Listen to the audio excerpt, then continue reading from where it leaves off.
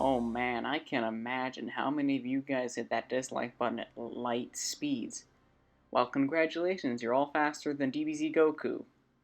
No, I'm kidding, kinda. But it's a little funny that I'll get shit sometimes for saying that Naruto God tiers are in the faster than light ranges, but they have better cases for that than most DBZ characters do anyway, so it's kind of funny to me. So the point of this video is to explain how, or rather why, Dragon Ball Z characters are slower than light for the majority of the series. So I'll just be going over some instances where people will say this proves that they're faster than light, and see if it's true or not. And I'll be sticking around Goku mostly, but I'll branch off a couple times to the rest of the Z fighters, because it kind of correlates to them too in some instances. So first off, Goku training with Mr. Popo at the beginning of the Piccolo Jr. arc, I believe. Mr. Popo says he's going to teach Goku how to sense ki so he can move faster than lightning or something. And it's a martial arts metaphor, pretty much. Also a hyperbole, but like the song from Mulan, I'll make a man out of you, they say things like that. I'll explain why it's hyperbole in a bit, I'm not just making that up. So next is Goku dodging Tien's solar flare. I'm not really doing it chronologically for the beginning, but I'm just doing it also in order of importance, I guess. So, Goku dodging Tien's solar flare. The manga panels are very vague. It's most likely that Goku just dodged the solar flare. Not that he dodged it, but he grabbed the glasses before the solar flare was shot off. Because if you think Kid Goku's faster than light, then you might as well not watch the rest of this video because you're going to be in denial. So, that's pretty much that. Also, I'd like to point out, we just reached DBZ. This is Raditz, the beginning of the Saiyan Saga. Goku is still using the Flying Nimbus, and just in case you're wondering, the Daizenshu 4 states, and this is a quote, "An extremely mysterious riding cloud. It freely flies through the air in accordance to the rider's will, going from stationary to its maximum speed of Mach 1.5.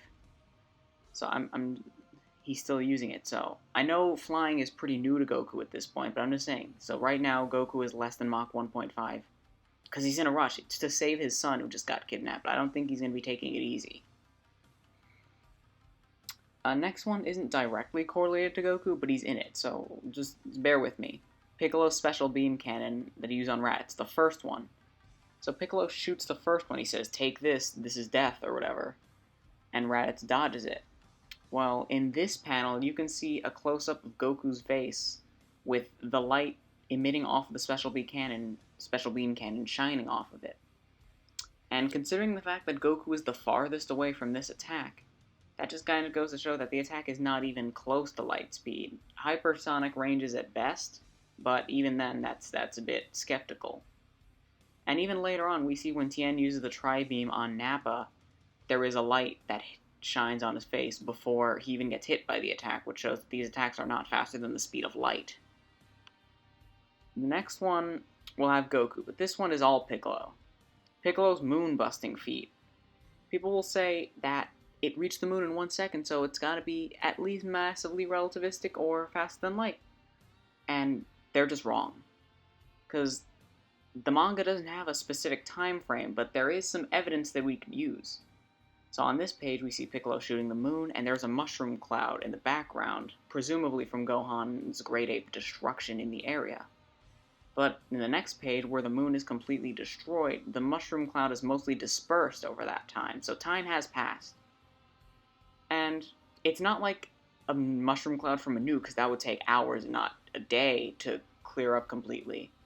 But it's for small plateaus, so I'll say at the fastest, that was around 10 seconds. But even then, just based on the scaling, that's probably not true. And it was most likely longer. I only say 10 seconds because it'd be odd for Piccolo to sit in the air for that long, or for any longer than that. But at the same time, the air was probably safest from Gohan's rampage, so it's plausible. Okay, this is going to be a little bit of a double whammy. Goku traveling Snake Way forward and back. Back and forth, whatever. As we all know, Snake Way is 1 million kilometers long, but it has a lot of coils like a snake. It took Goku 6 months to cross it the first time to get to King Kai's planet. And lightning, if you don't know, travels at around 220,000 miles per hour, which is roughly 354,000 kilometers an hour. Even if you count the fillers, which Toriyama is responsible for, so that you could call them canon to the anime if you want. It should still take Goku around 3 to 4 hours to fly there if he flew full speed the whole time, if he was anywhere near lightning speed. Those fillers at most took a couple days. I don't remember them very much. But it took him 6 months to get across. Even if he slept every day, if he went like full speed for a minute every day, it should have taken him 2 weeks tops. And that's even if he was 1/8 lightning speed and went the full way, and so he's not really close to lightning speed even yet. So pre-King Kai training, Goku is nowhere near even lightning speed in travel. Maybe reaction, but there's really no way to prove that. Although we already knew that because, again, he did use the Flying Nimbus prior to dying. So after 6 months, roughly, of training on King Kai's planet, it still takes Goku over a day to get back. Again, lightning takes 3 to 4 hours to travel 1 million kilometers. And Goku is still around 1/8 the speed of lightning if it took 24 hours, and he was going near full speed. Here he is saying no time to waste, and then here he is, when he gets tired, he started hopping a few coils and then started flying again. He was using near his full power at the very least, 80-90%. And technically, I'm being a little nice because it was at least 27 hours because of the 3 extra hours that Vegeta and Nappa waited before they continued fighting. So he would be even below 1/8 of lightning speed at this point.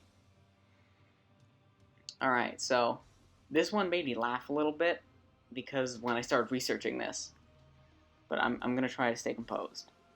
So people like to say that because Goku flew to the quote-unquote other side of the planet before Frieza finished Vegeta, that this is faster than light once he goes Super Saiyan, because that times 50 would be faster than light. The only problem is that he didn't even fly to the other side of the planet at all, not even close. It's a massive hyperbole, and I will explain why. So here we have Vegeta waking up. He was sleeping under the ship to see that Porunga's been summoned. Now, in this panel, we can see Porunga's tail is touching down at an island that isn't even past the horizon yet. And Namek is not even a big planet, as stated by Dodoria, saying that it won't be that bad finding the Dragon Balls without scouters because the planet is not that big. A few pages prior, we see that the ship isn't even very high up. The island is not too high up. So the horizon is not that far anyway. And the Wikipedia article I know about horizons describes how far a horizon would span based on how elevated the observer is. So I'll highball this island to say that the ship is 100 meters in the air on the island, which is roughly 330 feet. A horizon to an observer at that height would span about 36 kilometers far, or 22 miles. This circle, the center of the circle rather, is where the spaceship is. And the outside of the circle, every edge, every side, there's no side, you know what I mean. That is the horizon. No matter which direction you look, they're going to see roughly the same thing. And the radius, so every direction, is 22 miles. Keep in mind that Porunga was not even off the horizon, it was more like here. But just, I'm being nice and highballing that, so let's say he was on the horizon. So, a lot later, Goku's already become a Super Saiyan and he's fighting full power Frieza. Once Porunga is summoned again, we can still see him from Frieza's point of view. He's in the air, and Porunga isn't even off the horizon yet. He's like right on it, or just on our side of it. So it's a little farther than the spaceship was from him, but he's still not, that far. Alright, so this second circle represents, the center represents Frieza, because he could also see the Dragon Balls, and they hadn't moved since they turned to stone, so I could put it here, I could put it here, but I think to be nice, because Porunga was facing this direction in this example, I'll be nice and I'll put them opposites to each other for maximum distance. Okay, It's not straight, it's not perfect, but you get the idea. So, Frieza's view would once again be he's around the same height, he's in the air. So the radius of this circle, and therefore his view would be 22 miles again. So the spaceship was here, the Dragon Balls were around here, and to prove that they didn't leave the area, full power Frieza, right when Purunga got summoned again, was right around here. So the maximum distance that Goku could have traveled is roughly 44 miles in 1 second. Nowhere near the speed of light or anything. So basically, even if you want to wank it, and excuse me, but I don't like, this is a big deal, and you say both Frieza and the spaceship were elevated to roughly the peak of Mount Everest, the horizon would be 209 miles in every direction, so Goku's maximum would have been 418 miles, because they're still visible. That's still not even close to faster than light, even after transforming, and I've still got more to come. So I don't remember this personally, and I was reading through the chapters to get some of this evidence, but people say that King Kai was completely unable to track, or he was able to track space pods flying to Namek at faster than light speeds, obviously, yet could not track Goku and Frieza fighting on Namek. I don't remember that, but apparently it happened. So what happened?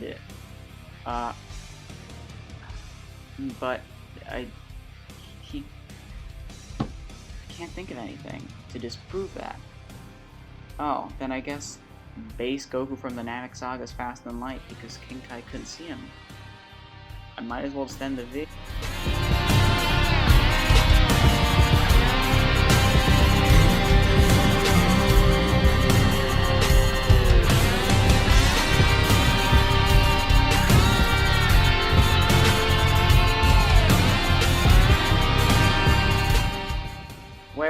Wait a minute. I just have one question before I end the video and leave.